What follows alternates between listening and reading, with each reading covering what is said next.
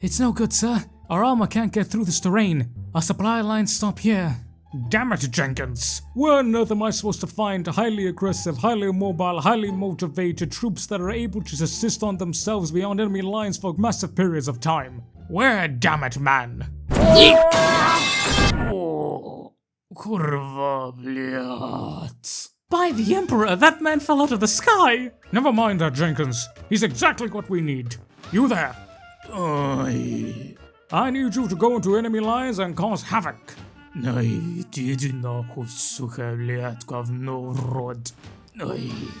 What? Sir, he's one of the Rough Riders. You know how to deal with them, like the Commissar said. Ah, yes. Here you go. Fight, blyat. Bye-bye. Fantastic. Why do I feel like this is wrong? Sages and Rangers, General Bradley 101, back again with some more lore. And in today's video, ladies and gentlemen, we're going to be talking a little bit about the Rough Riders of the Imperial Guard, but more importantly, those fellows who inspired them, the Cossacks. And today's video is brought to you by our brand new Captain Tier member, Mr. Cossack, but better and stronger.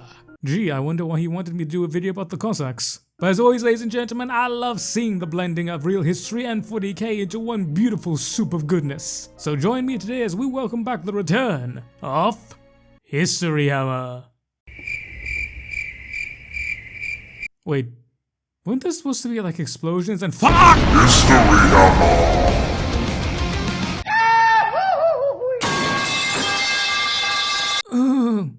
Yeah, like and subscribe. So before we can get to the video proper, we need to first ask, what exactly is a Rough Rider of the Imperial Guard? The Rough Riders are a unique formation and unit within the Imperial Guard. Essentially, they're the Guard's cavalry. Now, whilst looking at it at initial glance, the idea of in the grim darkness of the Warhammer 40k future, there being horse cav seems a little grim derp. But like all things in 40k, that's just a surface view. When you get into the nitty-gritty of it, you realize that not only do they make a great deal of sense, but they're actually a vital part of the Emperor's hammer. And there are multiple reasons for that. But before I give you my own explanations, here's straight from the horse's mouth. Ah, God, I'm good. Taken from Codex Imperial Guard 5th edition. On worlds where it is usual for warriors to fight from horseback, the Imperium recruits regiments of Rough Riders. On these planets, fierce nomadic clans and warrior horse lodges have perfected the art of cavalry techniques through years of bloodshed. Rough Riders retain many ferocious customs of their homeworlds, such as ritual scarring and tribal tattoos. Their steeds are as tough and dangerous, and as often ill-tempered, as the warriors who ride them. Such mounts are bred for power and strength, and many are given biochem treatments to enhance their combat potential. Trained for a life of battle, these war horses do not shy away from the enemy, or panic easily. Whilst the majority of Rough Riders are raised from feral, undeveloped worlds, this is not exclusively the case.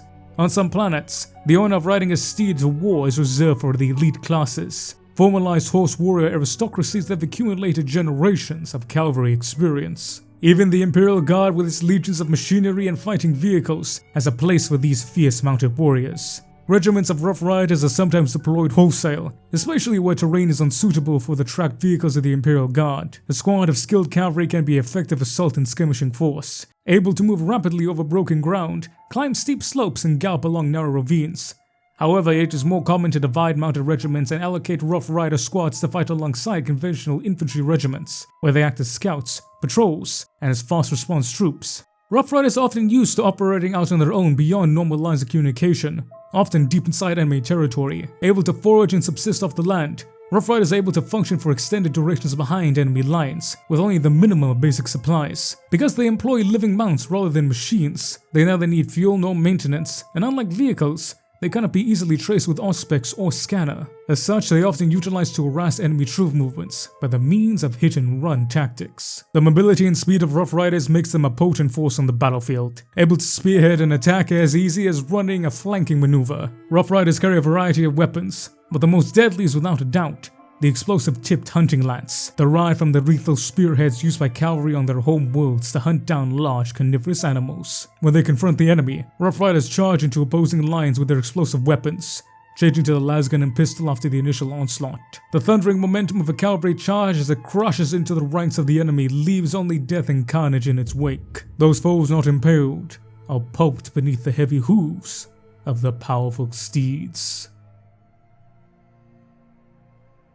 Reason number 1. They can get where tanks can't. The universe is vast, and the Warhammer 40k galaxy is no different. There are various different worlds throughout the galaxy that are not quite hospitable to tracked armored vehicles, whether it be swamps, uneven terrain, rocky outcroppings, or just a simple alien world. Tanks are great, but they're not that great if they can't get to where they need to be. Enter the horse. Whilst cavalry are not all-terrain, they are certainly much more all-terrain than a vehicle ever could be, meaning that if you have some uneven terrain you need scouting, but you don't have the vehicles for it, send in the cav, they'll get it done. Secondly, they're rather stealthy. Now, whilst the horse is not exactly the smallest thing in the world, nor the quietest, I can guarantee you that a chimera is far more larger, far more noisier, and can be seen from orbit. A horse, surprising some of you, can in fact not be seen from orbit. Meaning that if you need some sneaky reconnaissance to be done, and you're worried about that big heckin' chonking sentinel get detected, and you need something with a bit more zoom than some dudes on foot, the Rough Riders of the Guard are the perfect balance between speed, firepower, and stealth. Speaking of firepower, whilst you may think that a horse armed with a lance isn't exactly good against armor, you'd be very, very wrong. Because those aren't normal lances, those are hunting lances. Hunting lances have their tip armed with a giant melter-shaped charge, aka a giant fuck-off melter bomb. Meaning that the minute the tip of that lance makes contact with any type of metal armor, it's basically equivalent to having a heavy melter rifle shoot through that son of a bitch. Which translates to, ladies and gents, anything smaller than a Land Raider is getting blown through to high heavens. And we consider that in some regiments they can have multiple of these bastards per rider.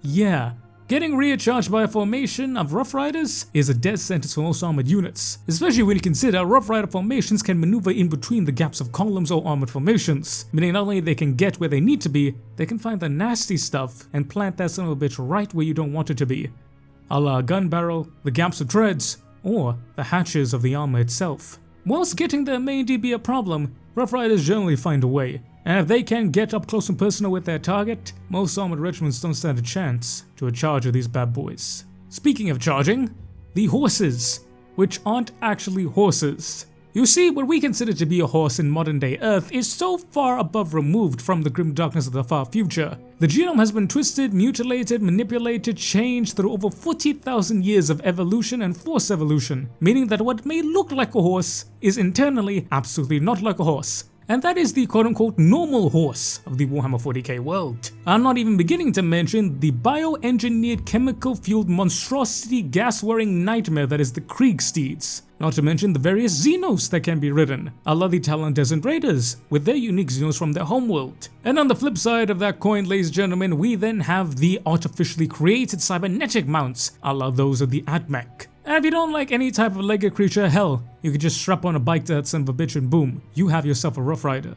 Because fun fact, Rough Riders are not exclusively horse or alive entities. If it fits a single dude and it can move pretty fast, that qualifies as a Rough Rider. But ladies and gentlemen, the reason why these Rough Riders are a necessary and very important asset to the Imperial Guard is the soldiers themselves. You see, Rough Riders are not just run-of-the-mill dudes. They are not random idiots thrown on a horse meant to die. Rather, these are elite soldiers, trained usually from the world they're from, which often has a history of equestrian tradition. But more importantly, soldiers chosen for this type of warfare are independent, free-natured, free-spirited, critical thinking, able to move fast, hit hard with pure utter aggression and raw strength, bravado and everything in between. These are not your standard soldiers. These are something far, far more different. In the grim darkness of the far future, independence, freedom of thought, freedom of expression, and thinking for yourself are heavily deterred by the Imperium, let alone the Imperial Guard. And this is true for pretty much every single regiment, except for the Rough Riders. It does not matter in which regiment these Rough Riders are found. Their origin story is pretty much the same. They have a history of equestrian tradition, they have a history of being independent, of being free-spirited, of thinking for themselves. Basically, they are everything that a soldier in the Imperium shouldn't be, but that's what makes them exactly perfect for the role that only a Rough Rider can be. And that is an aggressive and independent unit that can operate away from supply lines. For the true strength of a Rough Rider is being able to go anywhere, to do anything, no matter what. They don't need orders from on high telling them what to do and how to act. They don't need long supply chains that give them exactly what they need. They can live off the land and forage in equal measure. And most importantly, they don't need someone to tell them when to attack and how to attack. The greatest way these guys are used as reconnaissance in force and raiders, sending them forth behind enemy lines to ravage and destroy the foe, to test strength, find out who exactly is there, what they're packing, and how big their fortress is, and striking at targets of opportunity, annihilating them utterly in scintillating fire. But these guys are not just armed with hunting lances, but also melee weapons of some variety, usually chainswords, including las pistols, las carbines, or any type of weapons. Even some special weapons such as plasma guns, grenade launchers, and even flamers of all things. Basically, it's whatever the hell they can get their hands on. They'll grab it, they'll run hard, they'll hit harder, and they'll make sure they get the job done. Indeed, it's not uncommon for regiments of Rough Riders to be out there for months at a time before coming back to friendly lines, a lot thinner in the ranks, but with a lot more trophies and oftentimes a lot more loot than they came back before. But such is the nature of these troops. They live rough, they die rough, but they're happy all the bloody way through. I mean, hell, these guys gotta be good, when you consider that many vaunted regiments of the Imperial Guard maintain elite formations of these boys, and in no small numbers either, such as the Attilan Rough Riders, known for their quick-moving, hard-hitting, ravenous raiding capabilities. These are the premier Rough Riders of the Imperial Guard. To the Death Riders of Krieg, these monstrosities of man and beast are known for one thing and one thing alone, taking grievous amounts of fire, being pulped in near certain death, but living long enough to deliver that multi-charge straight to the foe, whether it be Chaos Astartes, tank, or emplacement. The Praetorian Guard Hussars, just as elite, arrogant, and snooty as their foot counterparts, but possessing a spirit that means that they will charge forward even more so, often the first into the fight seeking glory or running down a routed foe. These Hussars protect the Praetorian Guard and annihilate the foe in equal measure. The Talon Desert Raider Cavalry. Whilst the Talon Desert Raiders are known for their heavy mechanized formations, these cavalry play a very important part. Armed with their various Xenos mounts, these bad boys can move hard and fast, covering the flanks of their armed formations, for oftentimes some light infantry think they can sneak on them, only to find a Talon Desert Raider with a power spear waiting for him. Because of course these masters of armored warfare know the vulnerabilities possessed by light infantry, so why not use their own light cavalry to counter it? And my favorite, and the one that inspired this video altogether, the Vostroyan Hussars. Known for their hunting lances, chain swords, and their outlandish dress and aggressive attitude, whereas regular Vostroyan infantry and tank regiments are paragons of discipline, heavy armor, and violent firepower. These boys are known for their pure speed and their aggression, able to operate independently in formation, hitting vulnerable targets whenever they see fit, doing nothing but ripping and tearing, laughing all the way. For the only thing that a Vostroyan Hussar does better at than a sword fight is a drinking contest. And that, ladies and gentlemen, are the Rough Riders. Incredibly valuable, incredibly unique, and it goes to show that how even in the grim darkness of the far future, something as macabre and terrible and outdated as heavy cavalry can be made to work in 40k. Because regardless of what you think about the Guard, where there's a will, there's a way, and the Guard will get her done.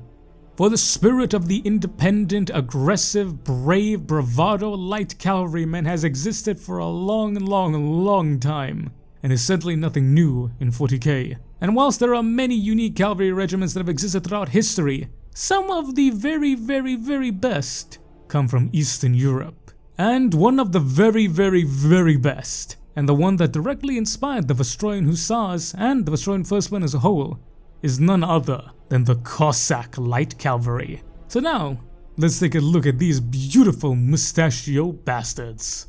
The origins of the Cossack can be traced all the way back to the Mongol invasions of the 11th and 12th centuries. Basically, if you haven't heard, this little unknown chap by the name of Genghis Khan decided he liked stuff, and decided to conquer and kill a lot of people all over the world. His empire stretched all the way from the edges of Asia all the way up to the Eastern Europe borders.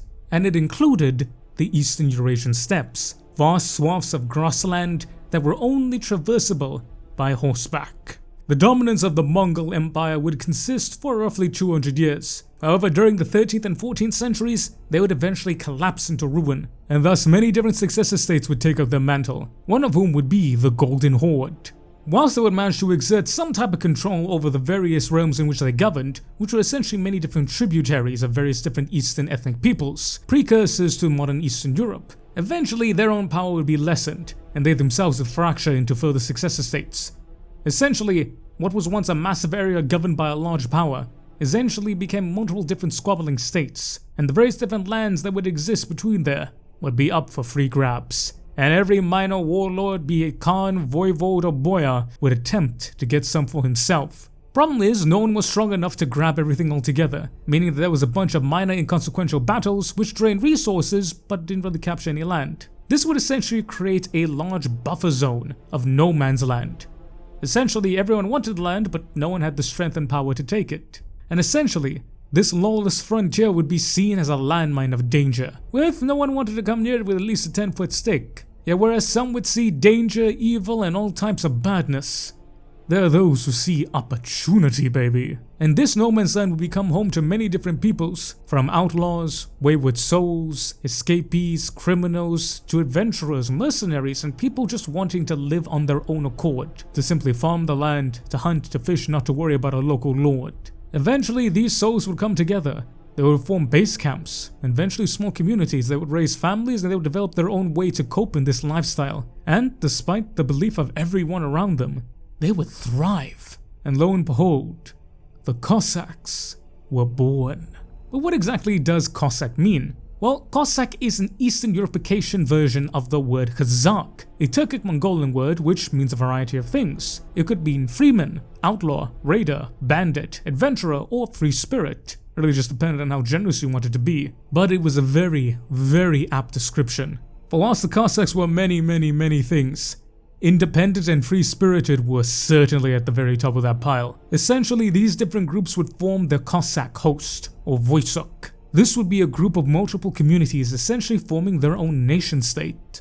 The two most famous examples we have are the Zaporozhian and Don Cossacks respectively. Essentially, these were military communities that were funded by a warrior caste. Each adult man in a host was considered a warrior, and he had duties that matched. He was a citizen soldier who was meant to work his land, to hunt his fields whenever he needed to, or when the horn of war was sounded. He was expected to join the ranks of the military like the rest of his brothers. And I do mean brothers here specifically. Cossack society was incredibly unified.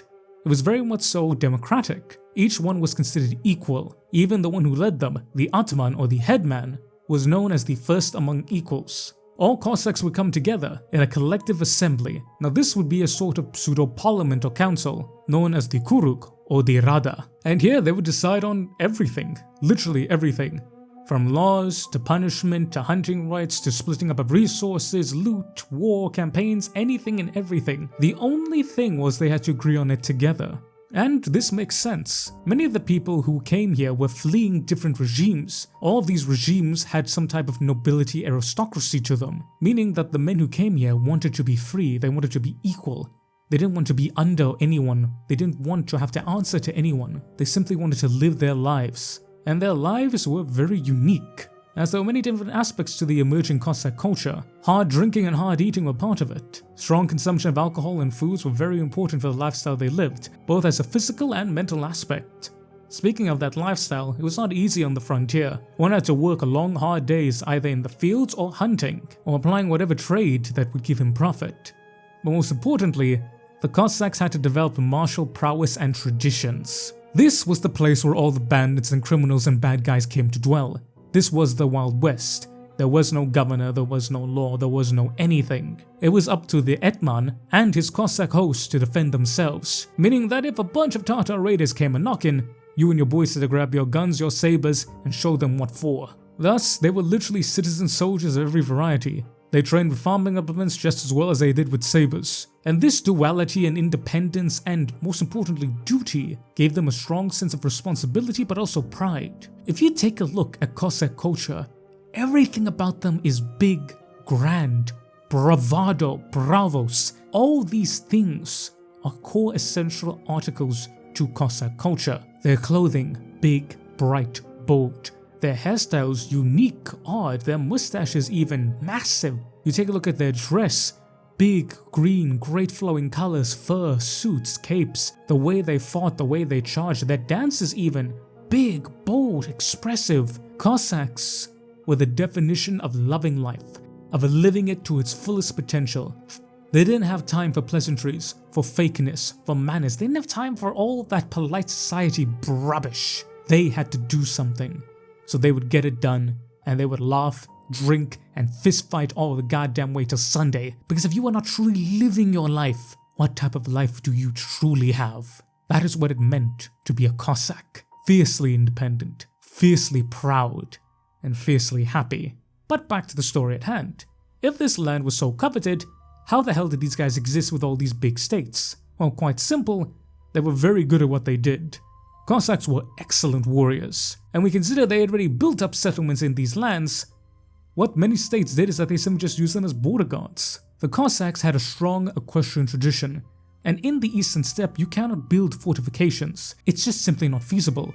You have to govern them by mobile patrols. So why not would you spend hundreds of ducats worth of gold, several years training forces, as well as getting them together, preparing the logistics and everything to patrol your massive borders, when you could simply make a deal with the fellows already living there and get them to do it for you, and most importantly, to get them to do it better than you ever could. And so the deal was struck. But if these guys were so fiercely independent, how on earth did they get deals signed with these various powers? Simple, military service. These were a warrior caste, and they were some of the best light cavalry Eastern Europe had to offer. So it's simple.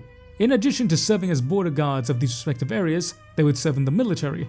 And of course they would get pay, spoil, plunder, anything. Because remember, adventure was a very big important part to their lifestyle. A good fight was almost like a good drink, and nothing's better than both of them combined. And basically this pseudo-status quo would continue for the next roughly 200 years, until we get to the year 1676, in which case we have the Slemski Uprising. Essentially, the Polish-Lithuanian Commonwealth had been trying to exert its direct control over the Zaporozhian Cossacks. The Zaporozhian Cossacks were not happy with this, and eventually after being pushed and pushed and pushed and bullied, a chap by the name of Zelensky would come up with arms and decide enough is enough, and he would lead the Cossack rebellion. This essentially plunged the Polish-Lithuanian Commonwealth, who itself was not looking too good, right on the back foot. As an alliance of many disillusioned Cossacks, Tatars, as well as some even minor Polish nobles, would come together and win several decisive victories over the Polish-Lithuanian Commonwealth, establishing the first ever Cossack state,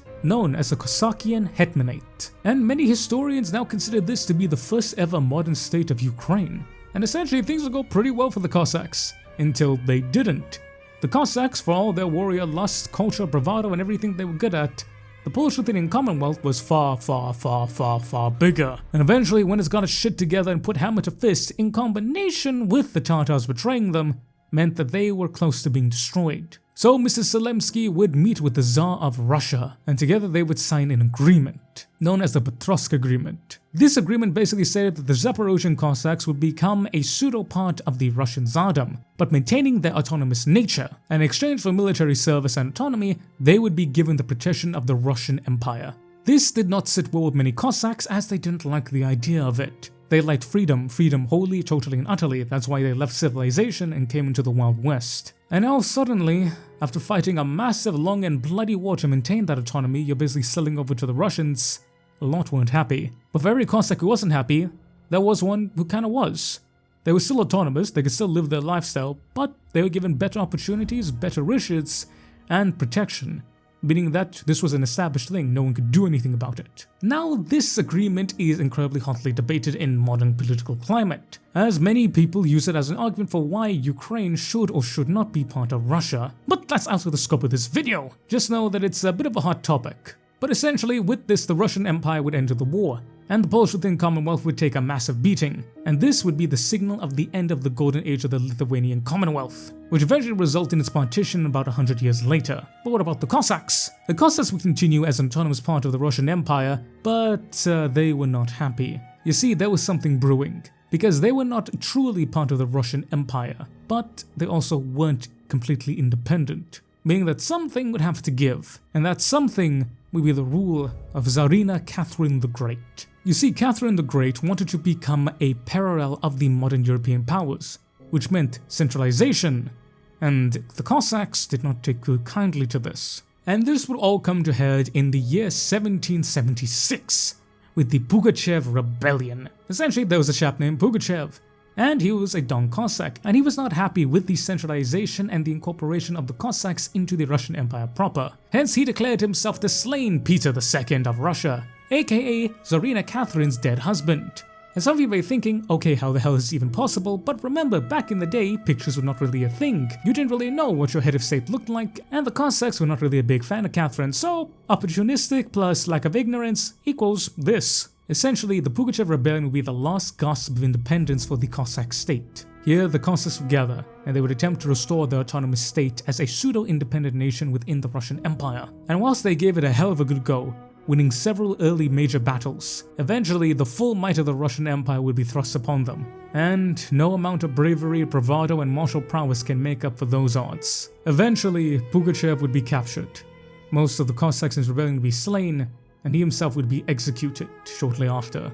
From here, the integration of Cossacks into the Russian imperial state would begin in earnest. But it would not be a full integration. The Cossacks most notably still maintained their cultural identity as well as their martial traditions, with most notably Cossacks having their own regiments, including regiments of light foot, but more specifically, their regiments of light cavalry. Their light cavalry was said to be some of the very best in the world. And that's not just me saying that, nor modern historians, but even warriors of the time stated outright that they were damn good, such as Napoleon Bonaparte. For during his 1812 invasion of Russia, after facing firsthand the fierce and asymmetrical battle tactics of the Russian Cossacks, was quoted as saying, "Cossacks are the best light troops among all that exist. If I had any of them in my army, I would go through all the world with them."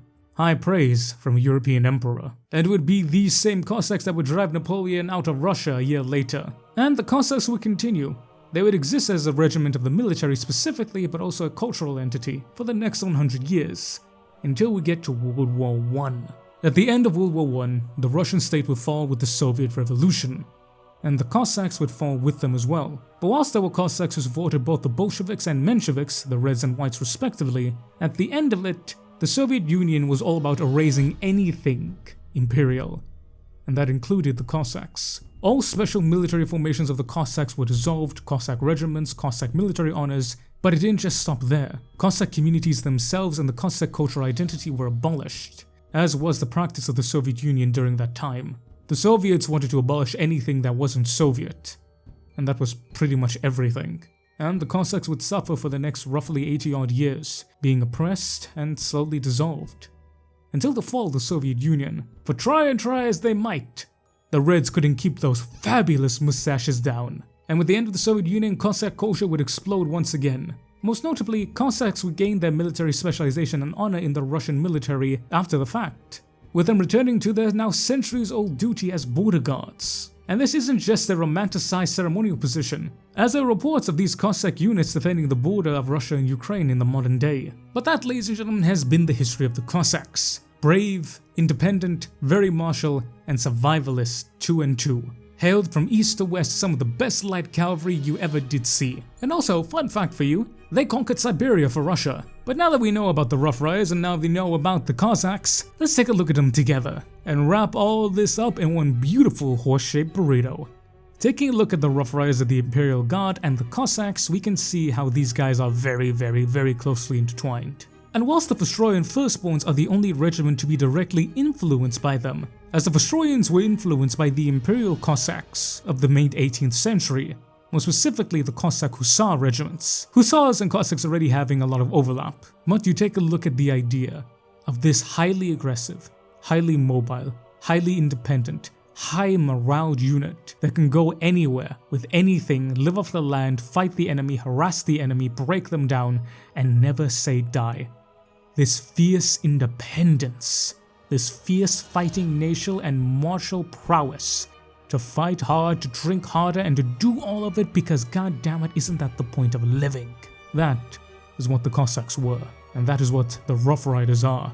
Yet, this fighting spirit that made the Cossacks so uniquely themselves is also what would be their downfall, as because a fierce fighting natured spirit, one so ravenous and ferocious it cannot yield, even to its own master, means that someone will always take a problem with it. But the Rough Riders don't really have this issue, because every single human in the Warhammer 40k universe yields to the Golden God Emperor of all mankind. And the Rough Riders are no different. So when taking a look at this, the first thing to look at is the fact that this is an awesome IRL unit taken and translated into 40k. It looks gorgeous, it works perfectly, and it fits. But more so, I like to think of it from this aspect. You have people who are free-spirited.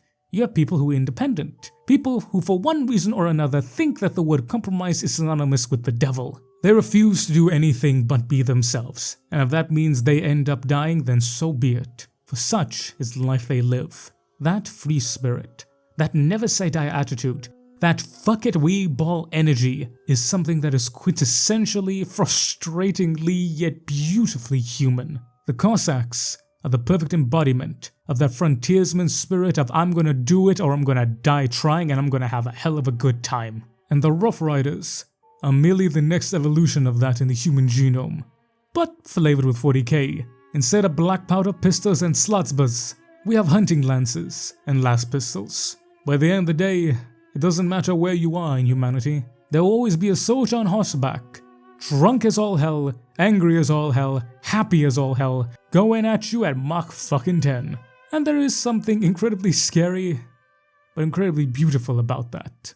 But to end this off, and in case you really just didn't understand what exactly it meant to be a Cossack, allow me to give you a little excerpt. During the late 17th century, Cossacks began raiding into Ottoman territory. The Ottoman Sultan then sent them a letter, telling them to surrender before him. The Cossacks allegedly sent a letter of reply, and whilst many people have debated the validity of this, historians often have a tendency to question if cool things actually happened because they're just no bloody fun. But this is the oldest example we have of this, and I think it sums up the Cossacks damn well. The cursed Sultan, Turkish Caesar's son, and the attendant of the infernal Lucifer in the abyss of hell, Turkish Emperor, footstool of the Greeks, cook of Macedonians, locksmith of Babylonians, wheelwright of Jerusalem, drunkard of Assyria, swineherd of Greater and Lesser Egypt, sausage of Alexandria, and dog of Armenians, the cursed childish knave upon earth and the world, the great fool of Kamenz Podolsky and the country, and the nasty pig in the world, the Turkish biter of men, the commander of the whole hellish empire in the deep abyss of hell, an angel of the infernal devil, a mocker of the crucified God, enemy and prosecutor of his servants, below all those who live above, the downfaller of the bishop men. We report to you that we have no thoughts of surrendering to you, but are bravely, manfully, and eternally resolved to fight you and whomever you call a fellow, together with a great monarch whom according to your legends, as a fellow fells the wood in the forest, so he will fall down upon you, and your bursmans, and all your followers, and especially you, who can be compared not to a fellow, but rather to a cursed old woman, if one may even call you so. You sit in a hole like a devil's child or a hen thief, who changes his nest in the war to another, one which shows that you are a fool, instead of the one you call a boy, who is brave, powerful monarch, and invincible king. I fucking love Cossacks, man. But yeah, I hope you guys enjoyed today's video. Hope you guys enjoyed the return of History Hammer. Thank you once again to Mr. Cossack, but stronger and better, for sponsoring this video. Let me know what you guys think down below. I'd love to hear your thoughts. I always say massive thank you guys for watching, but even more massive thank you to my awesome members and Patreons. Shout out to a brand new Captain Tier member, Mr. Cossack, but better and stronger. And shout out to brand new Corporal Tier member, Mr. Overanalyze This. Welcome to both of you beautiful, amazing men, and thank you so much for being here. I love you so goddamn much. We then have our Lieutenant tier with Mr. Eddie V3, Miss Majora of the Void, Mr. Curtis Studies, and Miss Tori. Massive shout out to my Sergeant tier members, Mr. Damiak, Mr. Warsmith the Fireheart, Mr. Andy McGee, Mr. Bowen, Mr. Sean RL7, and Mr. Matthew Merrill, Mr. That Guy. Massive shout out to my Corporal tier members, Mr. Tremaine the Math Kitty, Mr. Lord Rosarius, Mr. Tech Priest Toaster, Mr. Bowen, Miss Shauna Smithers, the Gentle Salamander, the Wench of Warhammer, Major Doshinet, and Mr. Edward King. And finally, but absolutely not least, Shout out to my amazing privateer members, Mr. Thomas Moslons, Mr. Ivan_SBW, Mr. Monkey Man, Mr. Michael Ayeda, Mr. Diego Castro, Mr. Fortisunum, Mr. CMD Nay, Mr. Eric Massaro, Mr. Dom Marek, Mr. Ken_Sakura333, Mr. Morally Bankrupt, and Mr. Matthew Peter. Thank you, I love you and appreciate you. Someday our memberships get a bunch of awesome benefits, behind the scenes stuff, early access to these videos, special roles on the Discord, and a bunch of other amazing benefits. But remember, this here will always be free, so whether you give your boy $1 or not, I will love you just the same. Mwah! Yes, I will. Well, ladies and gentlemen, I've been the General Bradley 101. You've been beautiful, awesome, and amazing people. Thank y'all all so very much for watching. I'm gonna say hello out there, boys and girls, and I will catch y'all next time. Dismiss, Rangers.